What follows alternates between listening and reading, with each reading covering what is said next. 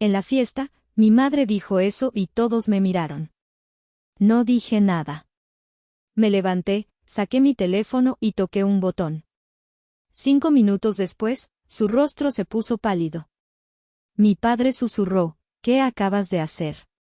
Si aún no estás suscrito al canal, haz clic en el botón de suscripción y activa la campanita para no perderte ninguna de nuestras historias. Tu apoyo significa todo para nosotros. Si esta historia te parece interesante, déjale un like. También me encantaría saber de qué ciudad eres, déjanos el nombre de tu ciudad en los comentarios. Ahora, empecemos con la historia. Mi nombre es Idalia Reyes, y hoy, a mis 34 años, entendí que el amor de una madre puede tener un precio, y yo, simplemente, dejé de poder pagarlo. No con dinero, sino con mi alma. El sol de Jalisco caía a plomo sobre los muros de adobe de la hacienda San José, tiñendo el patio de un color miel que me recordaba a mi infancia. Olía a tierra mojada, a bugambilias en plena floración y al humo lejano de la leña. Era el cumpleaños número 80 de mi abuela, un hito que, según mi madre, merecía una celebración legendaria, una que demostrara al mundo, o al menos a nuestro extenso círculo familiar, que los reyes seguían siendo, bueno, reyes. Y como siempre, la tarea de materializar esa fantasía recayó sobre mis hombros. 500,000 pesos.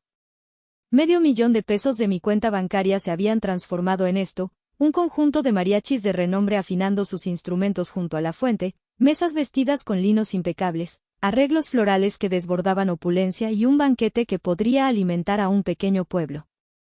Todo perfecto. Todo impecable. Todo pagado por mí, la hija invisible. Estaba de pie, cerca de un arco de cantera, observando la escena. La hacienda, este lugar era mi único recuerdo feliz y puro de algo que se pareciera a una familia. Mi abuelo, un hombre de manos callosas y sonrisa honesta, me había traído aquí cuando tenía 7 años. Recuerdo su voz grave contándome historias de charros y revolucionarios mientras caminábamos bajo la sombra de un enorme roble que dominaba el jardín central. Era nuestro secreto, nuestro santuario. Ahora, ese santuario estaba invadido por las voces estridentes de mis tías, las risas forzadas de mis primos y la presencia abrumadora de mi madre, Elena, moviéndose entre los invitados como una reina en su corte. Mi hermana, Marisol, 5 años menor que yo, era, como siempre, el sol alrededor del cual giraba el universo familiar. Con su vestido de diseñador y su risa calculadamente encantadora, acaparaba todas las miradas. Mi padre, Arturo, la seguía de cerca, con una copa de tequila en la mano y una expresión de orgullo bobalicón que nunca, ni una sola vez, había dirigido hacia mí. Mi madre, sin embargo, era la directora de orquesta. Con gestos sutiles, indicaba a quien debía saludar Marisol, qué anécdota debía contar. Era una obra de teatro, y ellas eran las protagonistas. Me acerqué a la mesa principal, donde mi abuela, la festejada, parecía un poco abrumada por tanto alboroto. Le sonreí y le apreté la mano. ¿Estás contenta, abue?, le susurré. Sus ojos, nublados por el tiempo, se iluminaron por un segundo. Contigo aquí, siempre, mi hija, respondió en voz baja. Fue entonces cuando mi madre se acercó, su perfume caro anunciándola antes de llegar. Pasó una mano por el hombro de mi abuela, pero sus ojos estaban fijos en un primo lejano que acababa de llegar en un auto de lujo. Idalia se encarga de las finanzas, ya sabes, la escuché decirle a una tía curiosa, con un tono que pretendía ser un cumplido pero que sonaba a descripción de un electrodoméstico útil. Es muy buena con los números, aunque tiene un gusto un poco rígido. Hizo una pausa, recorriendo con la mirada mi sencillo pero elegante vestido de lino.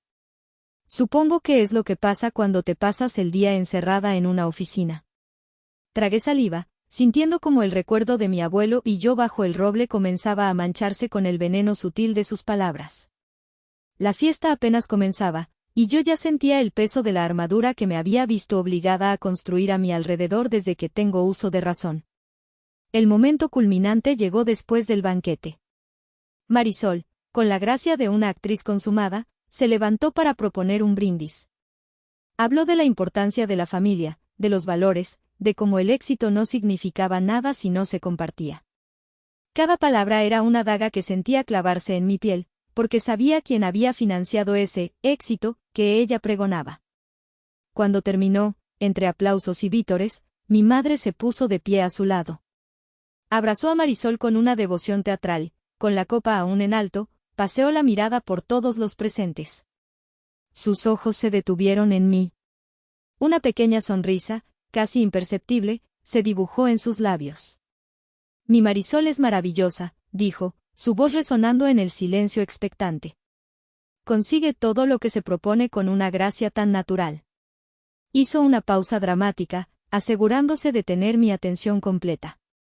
No como algunas personas, que se esfuerzan demasiado solo para importar. El mundo se detuvo. El murmullo de las conversaciones cesó. Cada par de ojos en esas mesas, los de mis tíos, mis primos, mi propio padre, se giraron hacia mí. Fui, en ese instante, el chiste, la moraleja, el punto final de su cruel comparación. El calor de la humillación me subió por el cuello, pero mi rostro permaneció inerte, una máscara de hielo que había perfeccionado durante 34 años. El recuerdo de mi abuelo, en este mismo lugar, se hizo añicos. Y en su lugar, nació una calma fría y peligrosa. Mientras el silencio incómodo se estiraba en la mesa, mi mente se desconectó del presente. Viajó en el tiempo, no a un recuerdo, sino a un museo. Mi museo personal, una galería sombría donde cada exhibición era una cicatriz dejada por mi propia madre. No necesitaba caminar por sus pasillos, las piezas más dolorosas se proyectaron frente a mis ojos con una claridad brutal. La primera exhibición, el taller del abuelo. Tenía yo 12 años. El abuelo, mi héroe, había perdido su pequeño taller de ebanistería. No por falta de talento, sino por una mala administración que no supo prever. Recuerdo su figura encorvada en la sala de nuestra casa, la vergüenza marcando cada arruga de su rostro. Mi padre, Arturo, se paseaba de un lado a otro, impotente. Pero fue mi madre, Elena, quien pronunció la sentencia que se grabaría a fuego en mi memoria. Se plantó frente a mi abuelo y, con un desprecio que helaba la sangre, dijo, «¿Lo ve?» Se lo dije. Los hombres de esta familia solo tienen la fachada, pero nunca concretan nada. Esas palabras no solo humillaron a mi abuelo y me programaron. Sembraron en mí un pánico cerval al fracaso, una necesidad compulsiva de concretar, de arreglar la debilidad que mi madre tanto despreciaba en los hombres de su vida. Mi carrera como asesora financiera, mi obsesión por rescatar empresas al borde de la quiebra, todo nació de esa frase, de ese juramento silencioso que me hice de niña, yo nunca sería una decepción para ella. La segunda exhibición, las lágrimas de chantaje. Hace 3 años. Marisol decidió que su vocación era ser diseñadora de modas y que necesitaba un curso de especialización en Barcelona. El costo era astronómico, más de 300.000 pesos. Cuando dudé, cuando tímidamente sugerí que quizás era demasiado, el teléfono sonó. Era mi madre. No gritó. Hizo algo mucho peor, lloró. ¿Quieres ver a tu hermana siendo menos que sus amigas, Idalia? Sollozó al otro lado de la línea. ¿Tan poco corazón tienes?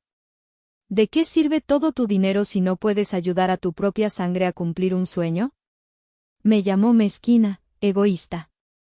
Me hizo sentir como un monstruo. Transferí el dinero esa misma noche. 6 meses después, descubrí por las fotos en redes sociales que el curso había sido una larga fiesta por toda Europa. Cuando la confronté, mi madre simplemente dijo, «Ay, necesitaba un respiro. Eres demasiado dura con ella». La tercera y más reciente exhibición, la responsabilidad de la hermana mayor. El BMW de Marisol. Lo chocó por ir testeando al volante. El seguro no cubría su irresponsabilidad. El pago mensual del auto nuevo, uno aún más caro, por supuesto, recayó en mí. ¿Cómo? Con otra llamada magistral de Elena. Esta vez, su tono fue severo, casi marcial.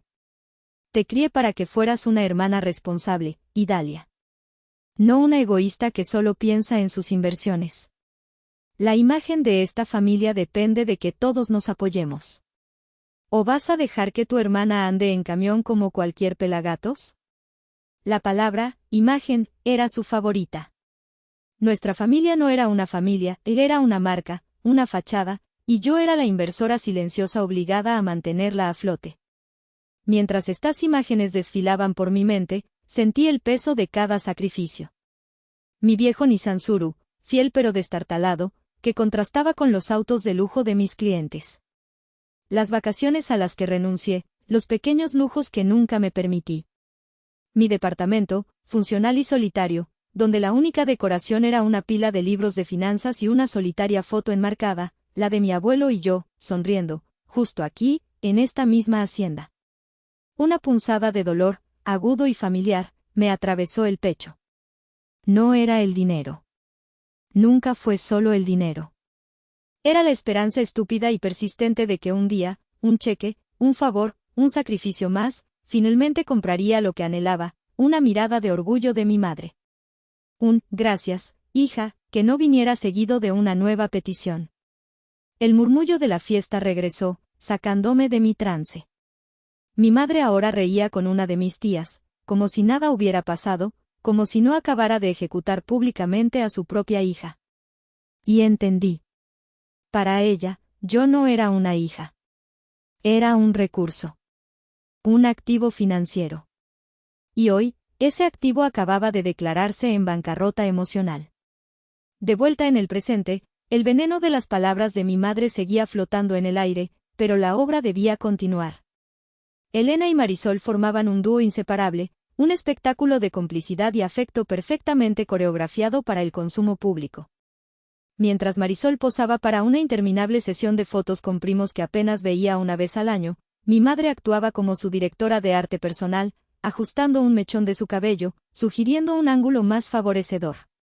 Así, mi vida, que se vea el logo de tu bolsa, le decía en un susurro audible, un recordatorio constante de que todo en su mundo era una cuestión de apariencia. Nadie parecía notar la crueldad del momento anterior. O si lo notaron, eligieron ignorarlo. Era más fácil, más cómodo, seguir la corriente del río de favoritismo que siempre había fluido en nuestra familia. Vi a mi tía Lidia, la hermana de mi madre, asentir con admiración mientras Marisol contaba una historia exagerada sobre cómo había descubierto un café bohemio en la Condesa. Era la misma tía que me llamaba cada 6 meses para pedirme préstamos, que nunca devolvía. Hipocresía. Era el aire que respirábamos en estas reuniones. Intenté acercarme a mi abuela de nuevo, con la intención de alejarla un poco del epicentro del huracán social de mi madre, pero Elena se interpuso con la sutileza de un tanque. Ay, Idalia, deja a tu abuela descansar un poco. Mejor ve a ver si en la cocina todo está en orden, ¿quieres?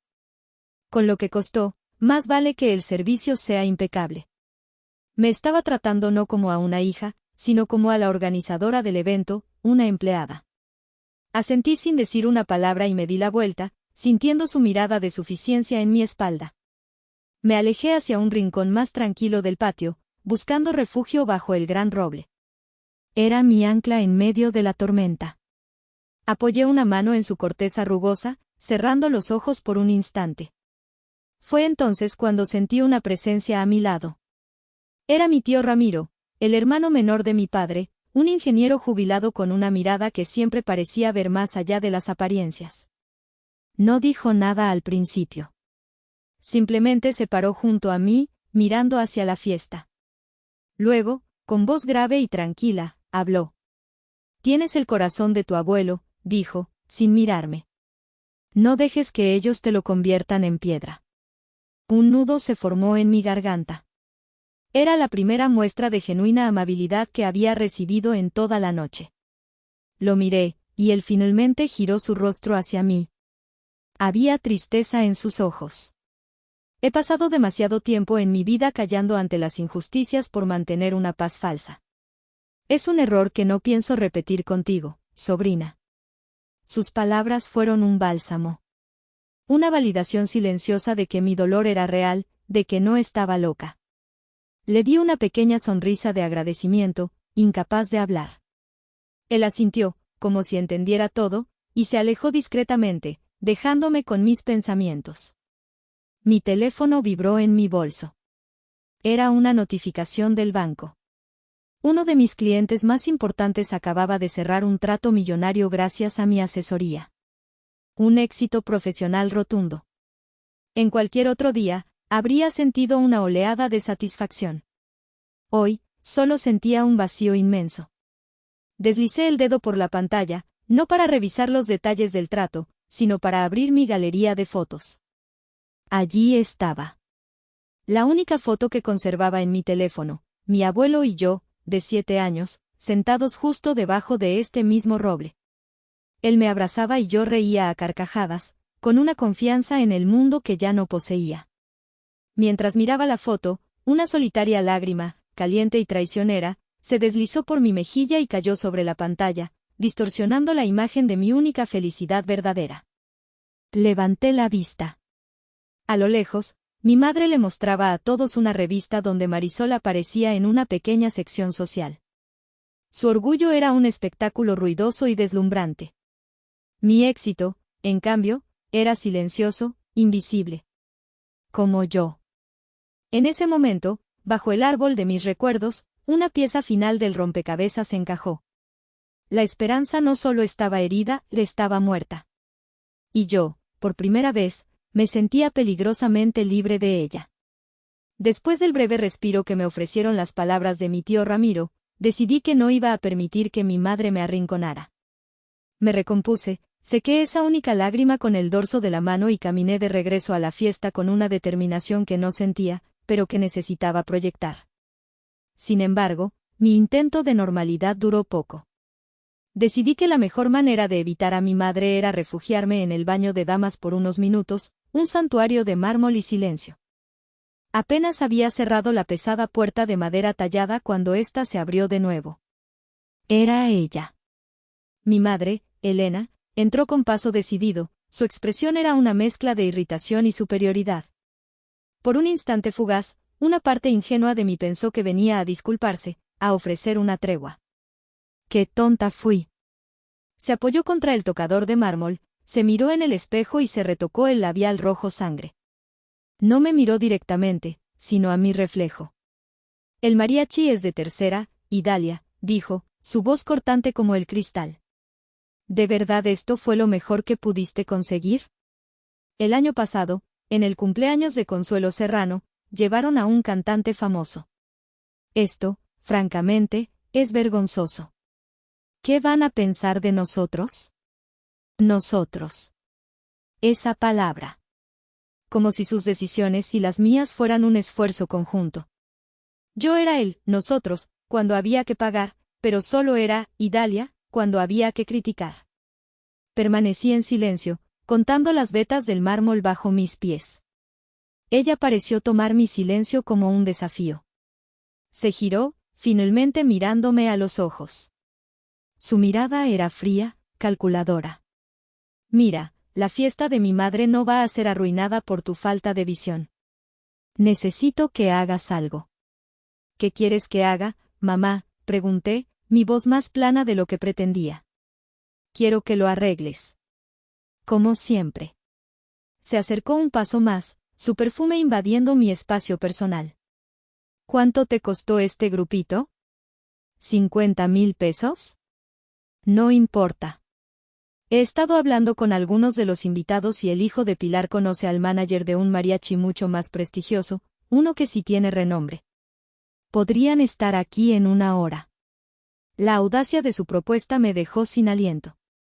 No solo estaba insultando mi elección, sino que me estaba pidiendo que despidiera a los músicos en medio de la fiesta y contratara a otros, todo por su capricho, por su necesidad de aparentar.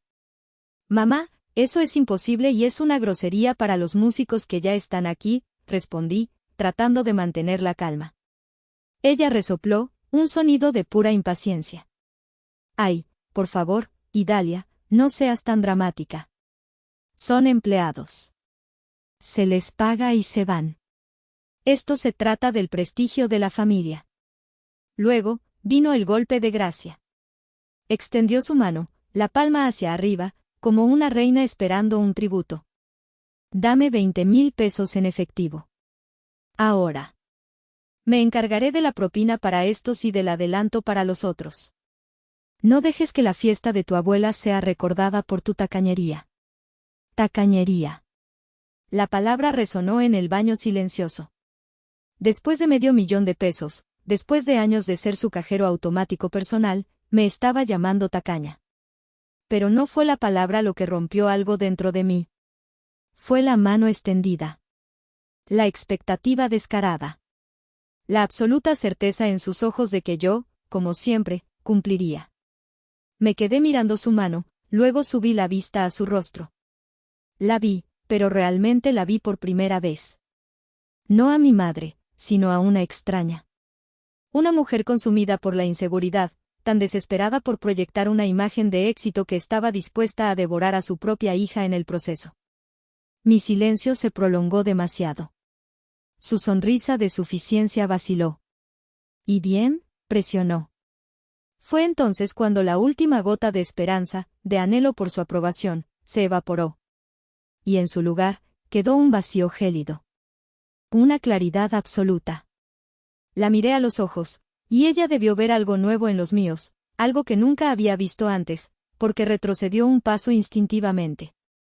Tienes razón, mamá, dije, mi voz tranquila, casi un susurro. No voy a dejar que nada arruine esta fiesta. Una sonrisa triunfante se dibujó en su rostro. Sabía que entrarías en razón. Sal tú primero, le indiqué. Yo me encargo. Se dio la vuelta, satisfecha, y salió del baño, dejándome sola en el silencio de mármol. El reflejo en el espejo me devolvió la imagen de una mujer cuya expresión era una máscara indescifrable. El vaso no solo se había derramado, se había hecho añicos contra el suelo. En el momento en que la puerta se cerró detrás de mi madre, el aire en el baño pareció cambiar. Ya no era un refugio, se había convertido en mi cuartel general, el punto cero de mi propia revolución silenciosa. Me miré en el espejo y la mujer que me devolvió la mirada ya no tenía los ojos suplicantes de una niña que busca la aprobación de su mamá. Tenía los ojos de una estratega. Los mismos ojos con los que analizaba un balance financiero en números rojos, buscando la debilidad, el punto de quiebre, la jugada que lo cambiaría todo. Respiré hondo, 1, 2 veces. No había rabia. No había lágrimas. Solo una calma extraña y absoluta, como el silencio que precede a un terremoto. La adrenalina no se sentía caliente y caótica, sino fría y enfocada. Durante años, mi vida había sido una reacción a las demandas de mi familia. Paga esto. Arregla aquello. Resuelve. Calla. Soporta. Por primera vez en mi vida, estaba a punto de realizar una acción. Una acción pura, decidida y enteramente mía. Saqué mi teléfono del bolso. Mis dedos se movieron con una precisión automática sobre la pantalla fría. No busqué la aplicación del banco. No busqué un número de teléfono. Abrí una conversación encriptada, una que usaba para mis comunicaciones más sensibles. El contacto era simple, Carmen. Carmen, la administradora de la hacienda. Una mujer de unos 60 años, con la dignidad y la eficiencia forjadas por décadas de servicio. La había conocido cuando empecé el proceso de adquisición de la propiedad. Era leal a la hacienda, no a sus dueños temporales. Cuando le expliqué mi visión, no solo de restaurar el lugar, sino de crear un negocio sostenible que garantizara su futuro y el de sus empleados, vi en sus ojos un respeto que mi propia familia nunca me había mostrado. Le ofrecí no solo mantener su puesto, sino aumentarle el sueldo y darle plenas facultades. A cambio, le pedí una sola cosa, discreción absoluta. Mi pulgar se detuvo sobre el teclado. ¿Qué le iba a escribir? Mi plan original, el que había diseñado como una póliza de seguro contra un desastre emocional como este, parecía casi demasiado cruel. Era un plan de contingencia, un botón rojo, que esperaba no tener que presionar nunca. Pero mi madre no me había dejado otra opción. El recuerdo de su mano extendida, exigente, apareció en mi mente. Luego, sus palabras en la mesa, se esfuerzan demasiado solo para importar. Y finalmente, su acusación de tacañería. Cada recuerdo era un clavo más en el ataúd de mi antigua yo. Tecleé el mensaje. Era corto, preciso, sin espacio para la ambigüedad. Carmen, ha llegado el momento. Por favor, acuda a la mesa principal en 5 minutos. Proceda con el protocolo que acordamos. Es hora. Envié. La doble palomita azul apareció casi al instante. No hubo respuesta. No era necesaria. Carmen era una profesional. Sabía exactamente lo que tenía que hacer. Guardé el teléfono y me eché un poco de agua fría en la cara. El reflejo me mostró la misma expresión serena. No había vuelta atrás. La maquinaria estaba en marcha. Los próximos 5 minutos definirían el resto de mi vida y la de mi familia. Una parte de mí, una voz muy pequeña y antigua, susurró con pánico: ¿qué estás haciendo? Es tu madre. Pero otra voz, una nueva, más fuerte y clara, respondió con una certeza de acero: precisamente. Es mi madre. Y esto se acaba hoy. Salí del baño. Al pasar por el pasillo, vi a través de una ventana el gran roble en el patio. El árbol de mi abuelo. Mi fortaleza. Sentí como si él estuviera allí, asintiendo en silencio, dándome el permiso que nunca necesité pero que siempre busqué. Caminé de regreso a la mesa principal con pasos firmes. Mi madre me vio llegar y me sonrió con suficiencia, como un general que ha ganado una batalla sin esfuerzo. Levantó una ceja, una pregunta silenciosa: ¿y bien? Yo simplemente me senté, tomé mi copa de agua y le di un sorbo, manteniendo su mirada. Ya está todo arreglado, mamá, dije con una calma que la desconcertó. Solo espera. Y entonces, ambos esperamos. Ella, la llegada de un nuevo mariachi. Yo, la llegada de la verdad. Mientras los segundos se convertían en minutos en la mesa principal, el zumbido de la fiesta parecía desvanecerse en un segundo plano.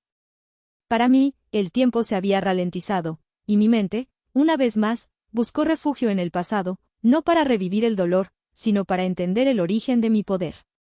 La Hacienda San José no era solo una propiedad en mi portafolio de inversiones, y era la piedra angular de mi identidad. La historia de su adquisición era mi secreto mejor guardado. Hace poco más de un año, uno de mis clientes más antiguos, el señor Federico Vargas, el entonces dueño de la hacienda, me llamó a su oficina. Estaba devastado.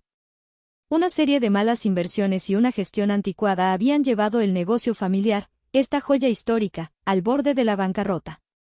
Los bancos amenazaban con embargarla y venderla al mejor postor, probablemente una cadena hotelera que la convertiría en un resort genérico sin alma. Pasé semanas sumergida en sus libros contables. Vi la mala gestión, sí, pero también vi el potencial oculto, la historia, la belleza arquitectónica, la lealtad de un personal que había trabajado allí por generaciones. Rescatar negocios era mi especialidad, pero esto era diferente. Esto era personal. Recordaba cada rincón de este lugar de la mano de mi abuelo. Recordaba el olor a jazmín por las noches y el sabor de las guayabas recién cortadas del árbol. Le presenté al señor Vargas un plan de reestructuración radical. No solo cómo salvar la hacienda, sino cómo hacerla prosperar en el siglo XXI, un hotel boutique de lujo, un restaurante de alta cocina con productos locales, un destino para bodas exclusivas. Él me miró con ojos cansados. Idalia, dijo, su plan es brillante. Pero no tengo el capital para ejecutarlo, ni la energía. Estoy acabado. Fue entonces cuando tomé la decisión más audaz de mi vida. No lo venda a los bancos, don Federico, le dije. Véndamela a mí. Él se quedó atónito. Le expliqué mi oferta, le pagaría un precio justo, por encima de lo que obtendría en una liquidación bancaria, y me comprometería a ejecutar mi visión, manteniendo el nombre de la hacienda y a todo su personal clave, incluida Carmen. Pero mi condición principal era el secreto. Nadie, absolutamente nadie, y menos mi familia, podía saber que yo era la nueva dueña. No era solo una precaución financiera para evitar que se convirtieran en un pozo sin fondo de demandas, y era una necesidad emocional. Necesitaba tener un lugar en el mundo que fuera solo mío, un santuario que su toxicidad no pudiera contaminar. La transacción fue compleja y se realizó a través de una de mis sociedades de inversión para no dejar rastro. Para mi familia, yo seguía siendo Idalia, la contadora aburrida que vivía en un departamento modesto en Zapopan. No tenían idea de que, en silencio, me había convertido en una terrateniente, la dueña del mismo lugar que mi madre había elegido para su gran espectáculo social. La ironía era tan amarga que casi resultaba poética. Cuando firmamos los papeles, mi primer acto como dueña no fue revisar las finanzas. Fue caminar sola por el patio hasta el gran roble. Allí, apenas visible después de tantos años, seguía la marca que mi abuelo había hecho con su navaja, una I y una A, entrelazadas dentro de un corazón torpe. Apoyé mi frente en la corteza y lloré. Lloré por el niño que fui, por el hombre que me había enseñado lo que era el amor incondicional, y lloré por la mujer en la que me había convertido, una mujer que tenía que comprar sus propios refugios. Ese día juré proteger este lugar. Protegerlo como un testamento a la memoria de mi abuelo. Protegerlo como un símbolo de mi propia resiliencia. La hacienda no era solo ladrillo y argamasa, era la prueba tangible de que yo, la hija que se esforzaba demasiado por importar, en realidad importaba. Y mucho. El recuerdo de ese juramento me devolvió al presente. Vi a mi madre mirar impacientemente hacia la entrada, esperando a su mariachi de fantasía. No tenía ni la más remota idea de la realidad. Había elegido mi santuario, mi fortaleza de recuerdos, como el escenario para mi humillación final. Y al hacerlo, sin saberlo, me había entregado las armas para la batalla definitiva. No iba a defender mi honor y iba a defender el legado de mi abuelo. Iba a defender mi hogar. 4 minutos habían pasado. El quinto estaba a punto de llegar. El quinto minuto llegó. Y con él, una figura cruzó el umbral del patio, avanzando con un paso sereno pero decidido que cortó el murmullo de la fiesta como un cuchillo. No era un nuevo mariachi. Era Carmen. Iba vestida con su uniforme de administradora, una falda lápiz negra y una blusa de seda color marfil, su cabello plateado recogido en un moño impecable. Su presencia emanaba una autoridad tranquila que hizo que varias cabezas se giraran a su paso. Mi madre la vio y una sonrisa de triunfo se extendió por su rostro. Se inclinó hacia mí, susurrando con veneno, ¿ves? Te dije que lo arreglaría. Seguramente viene a decirnos que los otros músicos ya están en camino. Yo no respondí. Solo observé. Carmen no se dirigió a la entrada, ni al escenario vacío. Caminó en línea recta, con una precisión casi militar, hacia nuestra mesa. La mesa principal. El epicentro del poder familiar. Mi padre, Arturo, la miró con confusión. Mi hermana, Marisol, la ignoró, demasiado ocupada tomándose una selfie. Mi madre, sin embargo, se irguió en su asiento, lista para recibir el informe de su supuesta victoria. Carmen llegó al borde de la mesa. Ignoró a mi padre. Ignoró a mi hermana. Ignoró a mi abuela. E ignoró, de la manera más deliberada y exquisita, a mi madre. Sus ojos se encontraron con los míos por encima de las cabezas de todos los demás. Se detuvo a mi lado, se inclinó ligeramente, no en una reverencia servil, sino en un gesto de profundo y profesional respeto. Y entonces, habló. Su voz no era alta, pero tenía una claridad que se proyectó por toda la mesa, silenciando las conversaciones cercanas. Señorita Reyes, mi dueña, comenzó, haciendo énfasis en cada sílaba de la última palabra. ¿Está todo a su gusto esta noche en su propiedad? El silencio que siguió fue absoluto, denso, casi se podía tocar. Era un silencio diferente al de antes. No era incómodo, era un silencio de shock puro y total. Pude ver el engranaje en la mente de mi madre trabajando a toda velocidad, tratando de procesar la información, de encontrar un error, una explicación lógica. Y como siempre, su arrogancia le proporcionó una. Se echó a reír. Una risa forzada, estridente. ¡Ay, Carmen, qué graciosa! ¡Qué sentido del humor!, exclamó, tratando de atraer la atención hacia ella. Creo que se ha equivocado de persona. Querrá hablar conmigo, Elena Reyes, la madre de la señorita Reyes, la que la contrató para este evento. Intentó tomar el control de la narrativa, como siempre hacía. Pero Carmen no se inmutó. No la miró. Siguió con sus ojos fijos en mí. Su lealtad era una roca inamovible. Con todo respeto, señora, respondió Carmen, su tono educado pero firme como el acero, no hay ningún error. Me dirijo a la señorita Idalia Reyes, la única y verdadera propietaria de la Hacienda San José. Marisol, que finalmente había levantado la vista de su teléfono, soltó una risita nerviosa. ¿De qué está hablando? Idalia no podría comprar ni las macetas de este lugar. ¿Es una broma? Mi padre carraspeó, visiblemente incómodo. Carmen, debe haber un malentendido. Agradecemos su trabajo, pero... Fue entonces cuando realicé mi primer movimiento. Lentamente, levanté mi copa de agua y tomé un sorbo, manteniendo la calma. Luego, hablé por primera vez desde que Carmen había llegado. Mi voz era tranquila, pero resonó en el silencio como un trueno. No hay ningún malentendido, papá, dije. Carmen solo está haciendo su trabajo. Reportándose a su jefa. La confesión, simple y directa, colgó en el aire. La cara de mi madre pasó del desconcierto a la incredulidad, y luego a una furia pálida. Sus ojos se clavaron en los míos, buscando una señal de que estaba mintiendo, de que era una jugada elaborada. No la encontró. Encontró la misma calma fría que había visto en el baño. La calma de la verdad. La reina había sido destronada en su propio baile de coronación. Y la fiesta apenas estaba comenzando. El impacto de mis palabras dejó a mi familia paralizada, como figuras de cera en un museo de su propia catástrofe.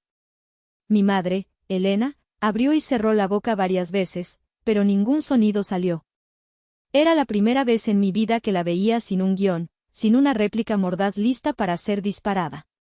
Su máscara de control absoluto se estaba agrietando.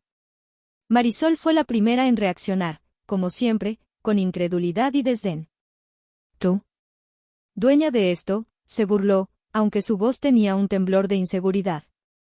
No me hagas reír, Idalia. ¿Con qué dinero? ¿Con el que ganas sentada en tu cubículo aburrido? Esto es ridículo. Mamá, dile algo. Pero mi madre no podía decir nada.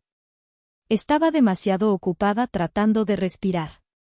Mi padre, Arturo, intentó intervenir, con su habitual tono conciliador que en realidad era pura cobardía. Hija, no es momento para bromas. Ya has causado suficiente tensión por hoy. Sea lo que sea que intentes. Fue entonces cuando Carmen, mi leal administradora, realizó su jugada final. Con un movimiento sereno, sacó algo de la cartera que llevaba discretamente bajo el brazo. No era un documento legal. No era un contrato. Era algo mucho más poderoso, más simbólico.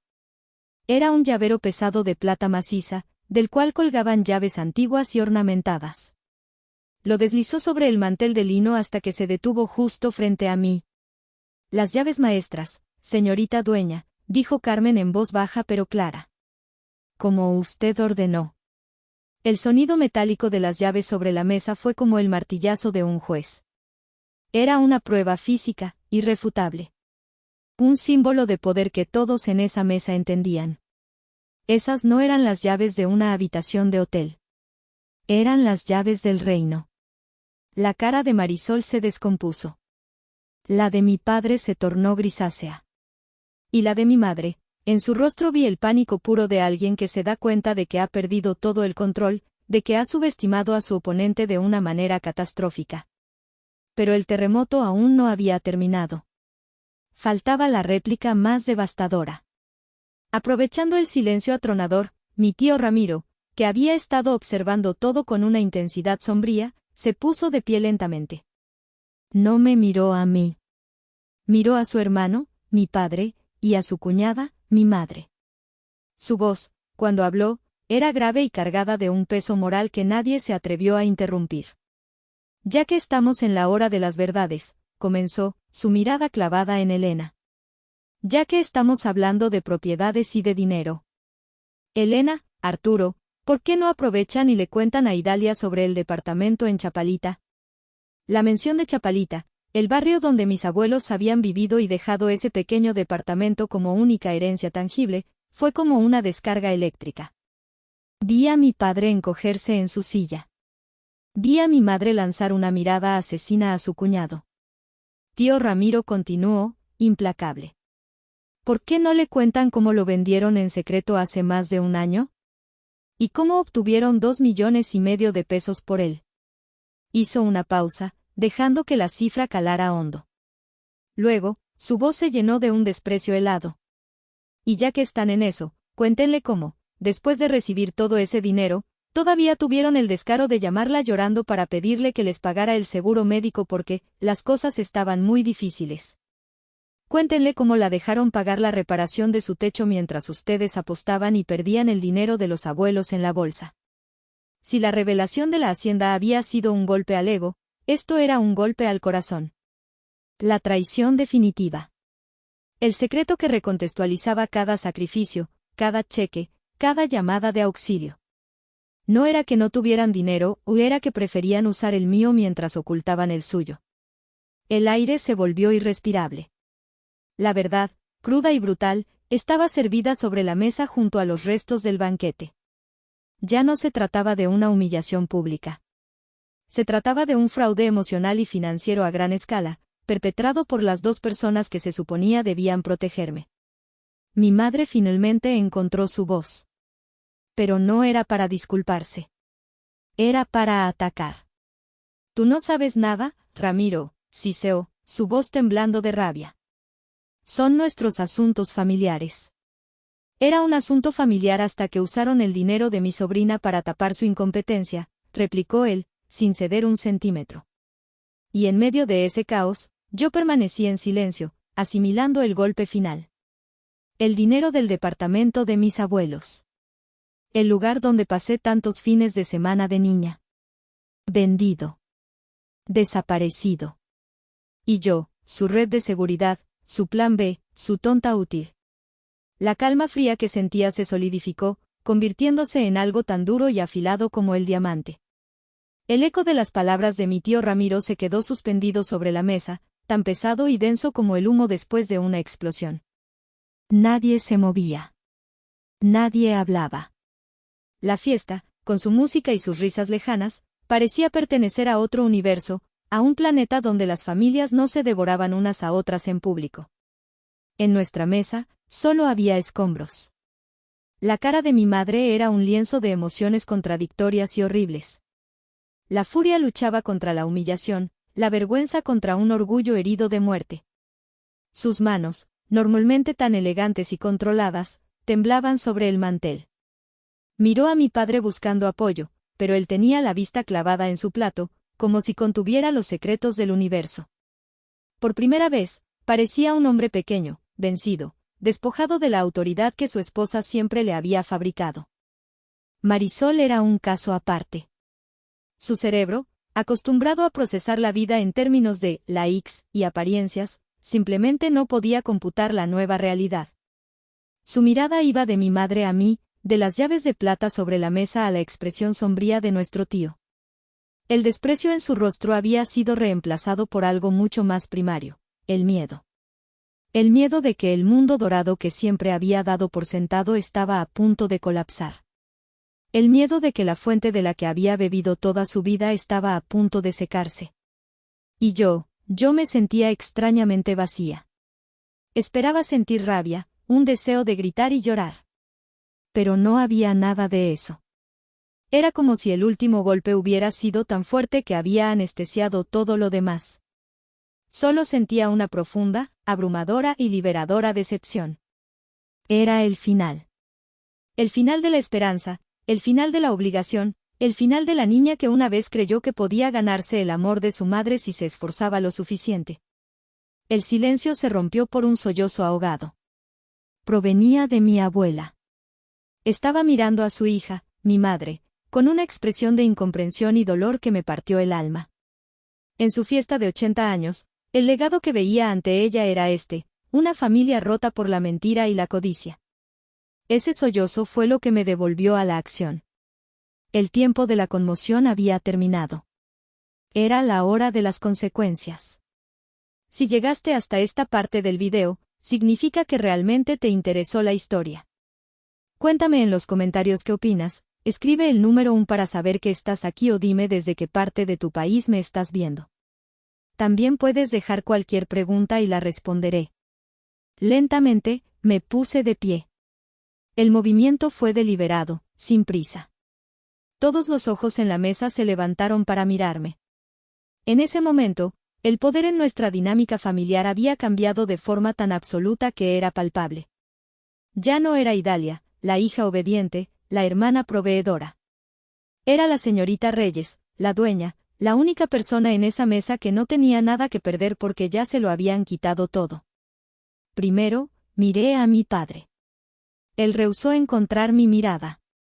Papá, dije, y mi voz sonó extrañamente ajena, como si perteneciera a otra persona, a una mujer que no conocía. Tu silencio te hizo cómplice. Tu debilidad permitió que esto sucediera. Espero que disfrutes el precio de tu paz. Él se encogió aún más, si eso era posible. Luego, mis ojos se posaron en Marisol. Su rostro estaba pálido, sus ojos muy abiertos. La princesa dorada se había quedado sin reino. Tú, le dije, y la palabra fue dura y fría. Tú que vives de la imagen, que confundes seguidores con amigos y lujos con valor. El mundo real te está esperando. Espero que estés lista para él. A partir de este segundo, tu línea de crédito personal, es decir, yo, está cerrada. Permanentemente. Pude ver el pánico real en sus ojos mientras procesaba la magnitud de esas palabras. Su auto, su departamento, su estilo de vida entero, todo acababa de recibir una sentencia de muerte. Finalmente, me giré hacia mi madre. Ella me sostuvo la mirada, y en sus ojos vi, no arrepentimiento, sino un odio puro y desafiante. El odio de una tirana destronada. ¿Y tú, mamá?, comencé, y el nudo en mi garganta casi me traiciona, pero lo tragué, lo convertí en acero. Me enseñaste sobre responsabilidad. Me enseñaste que la familia era lo primero. Pero tus lecciones eran una farsa. Usaste el amor como un arma y la culpa como una cadena. Me incliné un poco sobre la mesa, asegurándome de que escuchara cada palabra. Tenías tanto miedo de tu propio fracaso, de tu propia mediocridad, que intentaste apagar cualquier luz en mí que te recordara lo que nunca pudiste ser. Pero mira a tu alrededor, mamá. Hice un gesto amplio con la mano, abarcando la magnífica hacienda. Esta es mi luz. Este es mi éxito. Y lo construí no gracias a ti, sino a pesar de ti. Tomé las llaves de plata de la mesa. El metal se sentía frío y pesado en mi mano, como un cetro. Me dijiste que me esforzaba demasiado por importar. Tal vez tenías razón. Estaba tratando de importarle a la persona equivocada. Me di la vuelta y caminé, no hacia la salida, sino hacia el centro del patio, hacia el gran roble de mi abuelo. La música del mariachi se había detenido. Muchos de los invitados nos observaban, sus rostros una mezcla de curiosidad y morbo. Los ignoré. Del arreglo floral de una de las mesas, tomé una sola rosa blanca. Caminé hasta el árbol, hasta el lugar donde las iniciales talladas por mi abuelo apenas se veían. Me arrodillé sobre la hierba, sin importarme mi vestido, y coloqué la rosa blanca en la base del tronco. Era una ofrenda. Un adiós a mi infancia. Un gracias silencioso al único hombre de mi familia que me había amado sin condiciones. Cuando me levanté, sentí una ligereza que no había experimentado en años. La armadura se había disuelto. El peso se había ido. Me giré por última vez hacia la mesa principal. Mi familia seguía allí, congelada en su desgracia. Mi mirada se encontró con la de Carmen, que esperaba mis instrucciones con una paciencia infinita. Carmen, dije, mi voz ahora sí resonando en todo el patio. La fiesta ha terminado. Hice una pausa, asegurándome de que mi siguiente palabra fuera escuchada por todos. Por favor, escolta a mis invitados fuera de mi propiedad. Tienen 30 minutos. No esperé a ver sus reacciones. No necesitaba hacerlo. Di media vuelta y caminé hacia el interior de la casona principal, hacia mis aposentos, los aposentos de la dueña. Por primera vez en mi vida, no estaba huyendo. Estaba llegando a casa. Han pasado 6 meses desde aquella noche. 6 meses en los que el silencio ha sido mi compañero más constante y bienvenido. La Hacienda San José ya no es solo mi refugio, es mi proyecto, mi pasión. Bajo mi dirección y la experta gestión de Carmen, ha comenzado su transformación en uno de los hoteles boutique más exclusivos de la región. Cada viga restaurada, cada jardín replantado, se siente como si estuviera reconstruyendo mi propia vida, pieza por pieza. Ya no vivo en mi funcional departamento en Zapopan. Ahora ocupo las antiguas estancias de los dueños en el ala principal de la hacienda. Cada mañana, me despierto con el canto de los pájaros y el olor a café de olla que una de las cocineras me prepara. A veces, salgo al patio con mi taza y me siento bajo el roble, el de mi abuelo. Ya no es un lugar de recuerdos dolorosos, sino de paz. He recuperado mi santuario. Pero mi mayor logro no se mide en balances financieros ni en tasas de ocupación. Hace 3 meses, establecí la Fundación de Ebanistas El Roble, en honor a mi abuelo. Es un pequeño fondo que otorga becas y capital semilla a jóvenes artesanos y pequeños empresarios que, como él, tienen el talento pero no los recursos. He convertido el dolor de su fracaso, el mismo que mi madre usó como arma contra mí, en una fuente de oportunidades para otros. Estoy sanando su legado y, en el proceso, el mío propio. ¿Y mi familia? Las noticias me llegan a través de mi tío Ramiro, con quien ahora tengo una relación más cercana que nunca. Son fragmentos de una vida que ya no reconozco como mía. Mis padres tuvieron que vender la casa. Viven en un departamento rentado mucho más pequeño. Mi padre consiguió un trabajo como supervisor en una empresa de seguridad. Mi madre, según mi tío, rara vez sale de casa. La reina ha perdido su corte y no sabe cómo vivir sin sus súbditos. Marisol fue la que tuvo el despertar más brutal. Sin mi apoyo, su mundo de apariencias se derrumbó en cuestión de semanas. Perdió el auto, luego el departamento. Su carrera de influencer se desvaneció cuando ya no pudo costear los viajes y la ropa de diseñador. La última vez que mi tío supo de ella, trabajaba como vendedora en una boutique de un centro comercial. Una cruel ironía. No han intentado contactarme directamente. Ni una llamada. Ni un mensaje. Supongo que el orgullo, o quizás la vergüenza, es más fuerte. No siento alegría por su caída. Tampoco siento tristeza. Siento nada. Es como leer sobre la vida de extraños en un periódico viejo. Sin embargo, hace una semana, llegó algo. Un sobre, dejado en la puerta de la hacienda. La caligrafía era inconfundible, la elegante y controladora letra de mi madre. No tiene remitente. Está sobre mi escritorio desde entonces, junto a una pila de planos y presupuestos. No lo he tocado. No lo he abierto. Cada vez que lo miro, una tormenta de preguntas se desata en mi interior. ¿Qué podría decir? ¿Una disculpa? ¿Una justificación? ¿Otro intento de manipulación? Una parte de mí siente una curiosidad morbosa. Otra, un miedo helado de que su veneno, de alguna manera, pueda filtrarse de nuevo en mi vida y perturbar esta paz que tanto me ha costado construir. Y es aquí donde les pido su opinión. Ellos dicen que perdonar es un regalo que uno se da a sí mismo, no a la otra persona. Que es la única manera de ser verdaderamente libre. Pero, ¿hay heridas tan profundas que nunca cierran del todo? ¿Hay traiciones que simplemente no merecen una segunda oportunidad?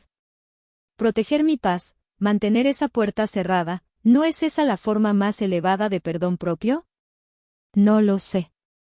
La carta sigue ahí, sellada, conteniendo un pasado que no sé si estoy lista para enfrentar.